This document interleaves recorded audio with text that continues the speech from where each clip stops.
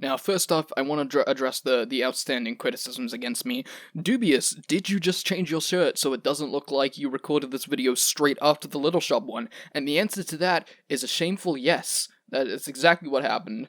I thought I'd be able to get away with it, but you can tell my hair's in the same shitty state, my face is in the same shitty state, everything around.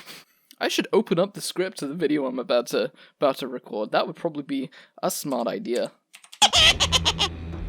Hunt Showdown is easily amongst the most stunning, atmospheric, and engaging multiplayer games I've ever experienced. From Crytek, the studio made famous for their software CryEngine, and games like Far Cry, Crysis, Warface, I guess. Oh, and that Rise game? Enough! Okay, let's just say famous for CryEngine, Crysis 1, 2, and 3, and the original Far Cry. Hunt Showdown is another technical showcase for an onslaught of graphical features, cutting-edge rendering techniques, and technical achievements such as lighting and sound design.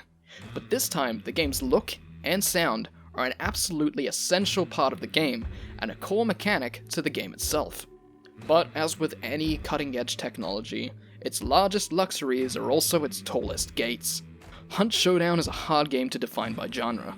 Loosely described, you could say it's a PvE survival horror hunting game with a PvP twist. Sharing a contract to kill a monstrous boss at his lair on a large map, players scramble to be the first one to locate the target's position by finding clues with a special sight ability, survive a trip there, and secure its bounty by any means necessary, and then managing to escape with it whilst their location is made known to all other players in the game. Whether a bounty is earned by killing the boss and escaping themselves, or simply letting others do the dirty work and ambushing them for their bounty, or even making a retreat with no bounty in hand but living to die another day, the game structure is loose and leads to truly emergent gameplay. This triangle of elements is made ever more tense by a permadeath mechanic, which a player's hunter for hire will be killed permanently if not revived before the match ends. Both players of a team are downed, or the downed player's body is burned. Whilst all experience contributes to an overall progression curve named the Bloodline, individual hunters have their own levels and attributes, with their value ranging from disposable to priceless.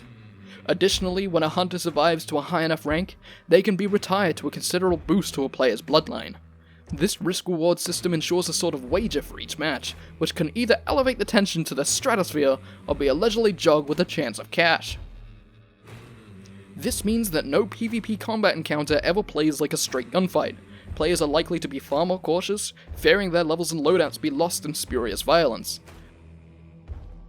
This even makes it more surprising, say, when a player darts out into your line of sight because they have no regards for their current hunter and don't have the patience to play strategically, something that can work to or against them depending on the player waiting for them in the mangroves.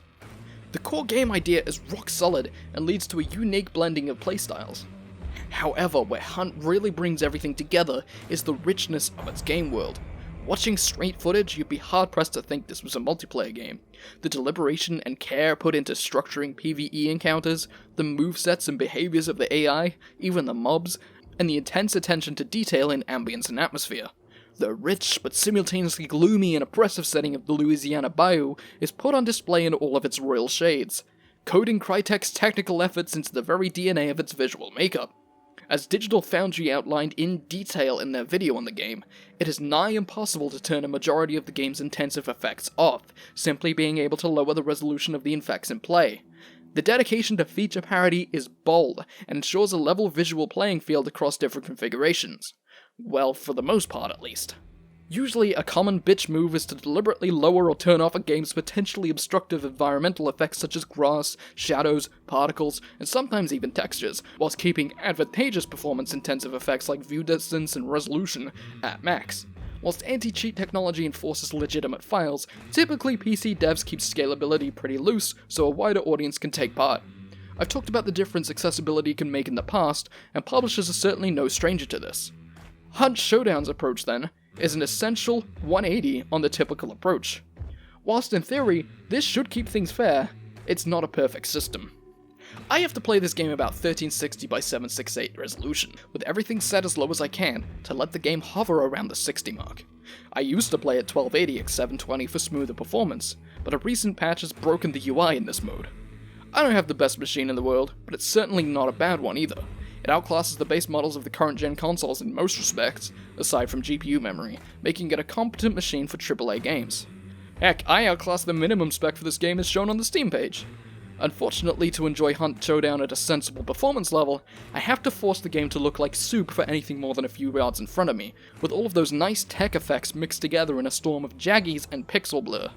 The game does offer a 30 FPS cap, which works perfectly well for PvE encounters, allowing the use of a high resolution too, but the moment you get into a player-on-player fight, well, you are as good as dead. Seriously, I want you to find a PC multiplayer game you own, cap it to 30 FPS, and try to get a single kill without a fluke. Didn't work out very well, did it? Seemed like everybody had really fast reflexes? Yeah, I thought so. Now, of course, this sounds like a complaint, and to be honest, it's actually not. I knew what this game was when I was sent the code by Crytek. Thanks for that, by the way, that was completely unexpected. I'm fucking loving the game. And I knew the intensive nature of the game's visuals. In fact, it runs a lot better than I was initially expecting.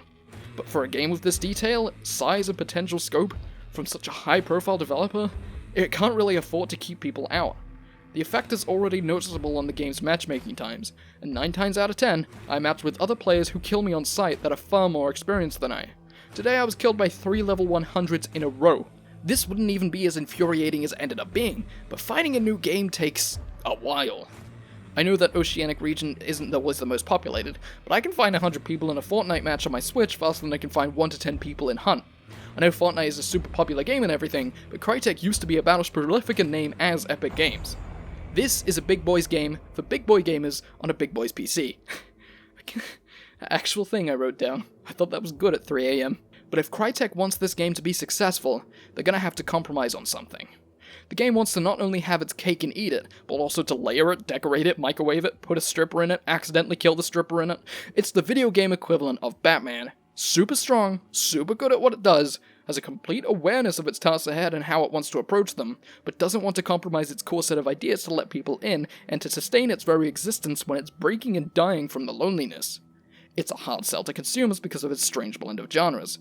It can't catch the Battle Royale crowd because it doesn't boast the large-scale tournament element. It has to keep its price relatively high, even with a small amount of content in early access to make a return from the small base of players that can actually get on board. It wants to keep its visuals intact for feature parity, and won't provide more experimental options for players to muck around with, even in a non-PvP setting which doesn't exist because the core game type is set in stone. If I were Crytek, I would make the following long-term compromises. Provide a casual alternative to the game's usual contracts that allows flexible graphics customization. Provide a competitive mode that appeals to veteran and core players. Fragmenting the community won't be an issue because more players means more people willing to jump into competitive as they've been hooked by casual and inevitably upgrade their machines. Lower the game's price tag from $30 USD to $20 USD during the game's early access period. Do more of the free events, but work on matchmaking so that veteran players aren't wiping the floor with the new kids. Get rid of the bee lady! Come on, this is bullshit! No, don't actually get rid of her, but at least make the bees follow you for less distance, for fuck's sake! Immediate things I think could change are mostly performance related. Allowance of non-obstructive graphics to be tweaked to whatever setting. I don't think turning off screen space reflections would in any way give a competitive advantage, and I certainly don't think allowing players to reduce view distance at their own doing would either. Perhaps displaying a warning about the potential for disadvantage, but ultimately that decision should be in the hands of the player. Rebalance some of the PvE buffs for higher bloodline players, especially things that allow players to get to clues with far less environmental hazards. It's too easy for tier 3 hunters to ghost around the new guys. I want this game to succeed, because there are so many aspects of this game that are a gust of fresh air. The engaging PvE elements, the exploration and actual level design, emergent encounters with structured parameters, and the care and deliberation put into the map itself.